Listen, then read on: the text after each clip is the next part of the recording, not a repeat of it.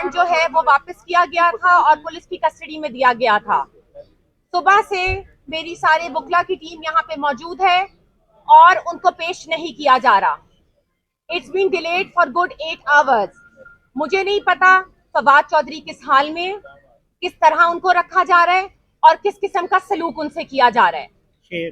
मुझे नहीं पता, मेरा कोई राब्ता नहीं है उनसे किसी किस्म का। कल खबर आई थी कि उनको लाहौर ले जाया गया है, लेकिन किसी फैमिली मेंबर को इन्फॉर्म नहीं किया गया। अगर आप लोग के पास कोई न्यूज है तो प्लीज हम मुझे बताइए, क्योंकि मैं और मेरे बच्चे बहुत परेशान हैं कि फवाद कहाँ है। ना तो वो कसार थाने में मौजूद है जहाँ पे एफआईआर रजिस्टर की थी, और ना वो किसी और थाने पे इस्लामाबाद के मौजूद है जहाँ पे हमने सारी सर्च की है, लेकिन वो हमें कहीं नहीं मिले हैं। मैं बहुत गुजारिश करती हूँ इस पुलिस इस्लामाबाद से कि मेरे साथ ताउन करें और इतना जुल्म इन बच्चियों पे ना करें। इनको इनके बाप से मिलवाया जाए। 7 दिन हो गए हैं, आज पूरे 7 दिन फवाद चौधरी साहब का कुछ नहीं पता केस का क्या बनेगा। डीएसपी लीगल से तलब किया गया है कि उनकी रिपोर्ट तलब करें, कोई आना यहाँ पे पसंद नहीं कर रहा। मुझे ये बताइए कि ये किस तरह का कानून है।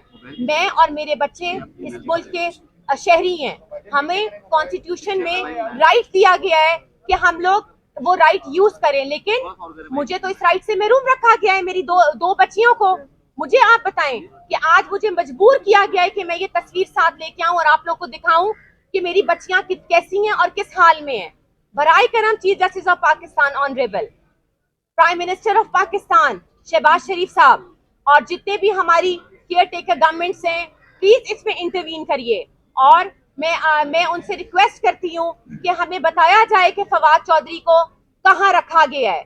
मेरी ये अपील है सारे मीडिया से कि प्लीज आप लोगों ने साथ नहीं छोड़ना जब तक हम फवाद को रिहा नहीं करा लेते। आप इस तरह मुझे तोड़ नहीं सकते। मैं यहाँ खड़ी हूँ, आपने जितना जुल्म करना है आप करें मेरी बेटियों पे और मेरे पे। हमारे इरादे, हमारे जज्बात नहीं कम होंगे बल्कि और बढ़ेंगे। Thank you. क्वेश्चंस?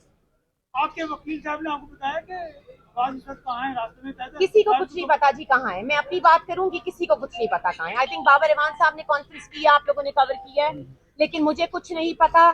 2 दिन से मैं राब्ते पे हूँ। सेशन कोर्ट ने कहा गया कि जी बच्चों से मिलवाया जाए, बख्शी खाने में जाइए और मुलाकात कराइए, लेकिन नहीं मिलवाया गया।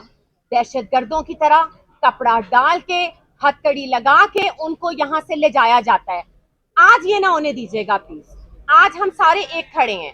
आज फवाद चौधरी और मेरे साथ ये हो रहा है, कल को ये आप लोगों के साथ भी हो सकता है अगर आप लोग आवाज उठाएंगे। आज आप लोगों ने कपड़ा नहीं डालने देना। मेरी ये पूरी की पूरी जितने भी लोग यहाँ पे आए हैं और मेरी बहनों माओ से स्पेशली रिक्वेस्ट है कि प्लीज आइए और इन बच्चियों को उनका हक दिलाइए। कपड़ा नहीं आज आप लोगों ने डालने देना इनके ऊपर, ये आप लोगों की जिम्मेदारी है।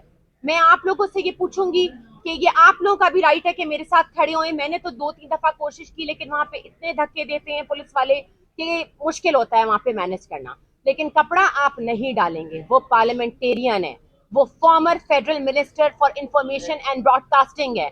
उनको लाखों लोगों ने इलेक्ट किया अपने हल्के से। वो ऐसे नहीं आ गए किसी रिजर्व सीट के ऊपर, या वो किसी नवाज शरीफ की बेटी या बेटे नहीं है कि वो जहाजों में बैठ के आए।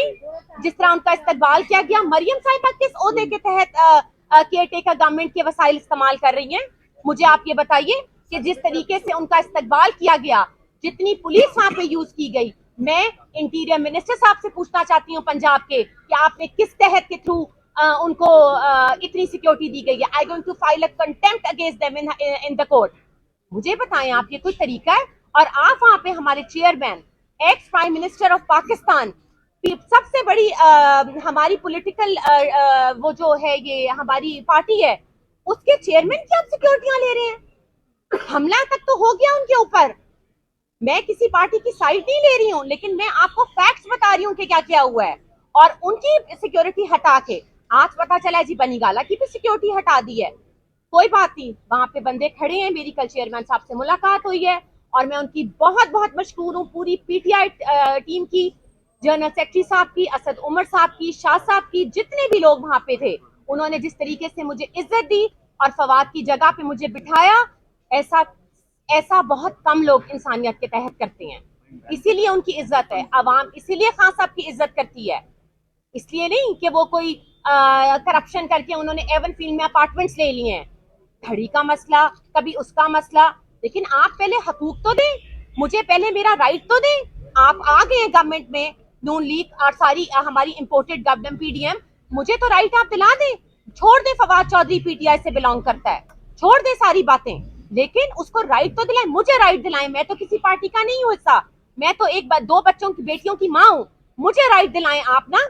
मेरे से तो किसी हुकूमत के बंदे ने राब्ता करने की कोशिश नहीं की कि हम एक फोन करके अफसोस कर ले। उनको सर्च वारंट चाहिए, उनको फवाद साहब को टॉर्चर करना है, लेकिन हम नहीं टूटेंगे। मैं कल ही इनके लिए बहुत हूँ यहाँ लड़ने के लिए। Thank you. अच्छा, आपने ये कहा था कि आपका राब्ता नहीं है, आखिरी राब्ता आपका फाद से कब तक हुआ?